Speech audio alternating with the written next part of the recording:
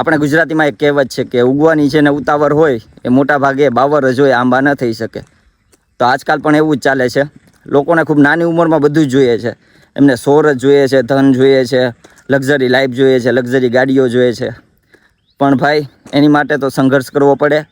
ઘણા લોકોને નાની ઉંમરે મળી જાય છે આ બધું, પણ કહેવાય ને કે અમુક સફળતા લાંબા સમય સુધી ન ટકે. કેમ કે ઓછી મહેનતે અને કંઈ કર્યા વગર પણ ઘણાને સફળતા મળતી હોય, પણ એ લાંબા સમય સુધી તમે ન ટકાવી શકો. અને આ બધું મેળવવા માટે થઈ અને ભાઈ ખૂબ સંઘર્ષ કરવો પડે, ખૂબ મહેનત કરવી પડે.